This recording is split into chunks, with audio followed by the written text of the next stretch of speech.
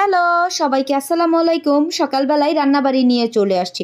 এখন একদল আইসা বলবে, "প্রত্যেকদিন কি এমন রান্নাবাড়ি দেখায়? আমরা কি রান্না করতে জানি না?" আরে আমি কি জানি না?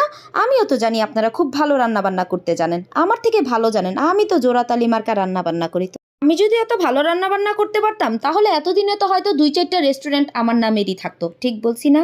তো যাই হোক, সকালবেলায় একটা আকাম কইরা ফেলছি। আকামটা হইলো, আমি কতগুলা দুন্দুল নিছি, যেগুলো একদমই আমি ছিলতেই পারতাছিলাম না। ছিলবোটা কিভাবে? কতটি দুন্দুল আনছি, আমারই কপালের দোষ। আনছি গিয়া বাজার তেনে আমি, আমারে কুত্তায় কামড়াইছিল বুঝছেন? এইজন্য আমি কতগুলা বাঁকা, বাঁকা দুন্দুল নিয়ে আসছি।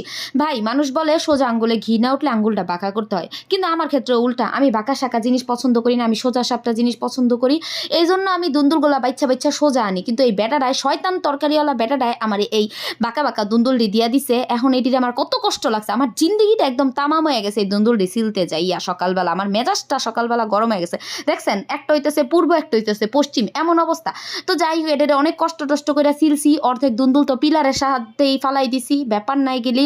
আজকে মনে করেন অর্ধেক খামো আর অর্ধেক হইতেছে গিয়া ডাস্টবিনে পড়ে গেছে গা। এরপরে আলুগুলারে কাটতে নিতেছিলাম, কাটাকুটি করে আমার তো মনে হইতেছে আমি দ্বিতীয় বিশ্বযুদ্ধ জয় করে ফেলছি। এই খুশিটা কি হয়েছি বুঝছেন? আমার এমনি একটা বাড়ি লেখা দিল, মনে হয় আমি এত খুশি হইতাম না। দুন্দুল কাটতে আমি যতটা খুশি হয়েছি। অনেক বড় একটা ঝামেলার কাজ শেষ করলাম। এরপরে হইতেছে আমার চেহারার সমান একটা রুটি বের করলাম, যেটা আমার ছেলেরে ভাইজা দিব, কারণ হইতেছে এখন স্কুলের দেরি হয়ে যেতেছে ওর। ফার্স্টে দেখলাম কড়াইতে তেল আছে, তো ভাবলাম একটু সাশ্রয়ী হই, একটু কিপটামি করি। এরপরে ওই তেলের মধ্যে হচ্ছে ডিমটা পোচ করে নিলাম। এরপরে রুটিটা একটু সেঁকে নিতেছি। এই যে হাফ বয়েল রুটিটা, আরে কি কইতাছি, তুরো তুরো তুরো, মানে হইতেছে গিয়া রুটিটারে ভাইজাটাই যা। এরপরে ছেলেরে দিয়ে দিলাম। এরপর আমি রান্না বান্না করতে আসছি। ওই যে আমি দুন্দুল ডিরে কাটছি, এডিরে রান্না করতে হবে না, বুঝেন না? আজকে এমনই সাশ্রয়ী হয়েছি, কোনো জায়গায় তেলই দিতে মনে নাই গা। তরকারিও রান্না করে ফেলছি, তেলই দিতে মনে ছিল না। পরে আবার মাখার মাঝখানে মনে হয়েছে, মানে বুঝেন নাই, মশলা টসলা দেওয়ার পরে পরে সবগুলা তুন্দুল টুন্দুল দিয়ে এবারে সুন্দর করে একদম মাখায় টাকায় সাজায় গুছায় এদের হইতেছে গিয়ে এবার জালটা ধরাই দিব, ঢাকনাটা দিয়ে দিব।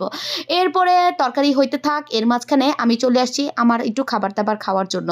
তো ভাবলাম আমি একটু চিয়া সিড তো আগেই ভিজা রাখছিলাম, সেটারেই খাইয়ে নিলাম। খাইয়া দেওয়ার মাঝখানেই আমার রান্না বান্না কমপ্লিট। আর এর মাঝখানে তো আমার বাসার কাজকর্ম তো ছিলই, সেগুলোও করে নিছি, করে টুইরা তারপরে আরেক চুলায় আমি হইতেছে গিয়ে এবার ভাত বসাই দিছি আর দুন্দুল তরকারিটা একটু ধনিয়া পাতা দিয়ে দিছি। তারপরে তরকারিটা তো নামাই নিছি, ভাতটাও হয়ে গেছে। এরই মাঝখানে আমি রেডি হয়ে গিয়েছি। আমি তো আজকে সিম্পলের মতো একদম গর্জিয়াস লুকে রেডি হয়ে গেছি। দূরও কিসের গর্জিয়াস লুকে, যেই পরিমাণ গরমটা পড়ছে, ওহ আল্লাহ।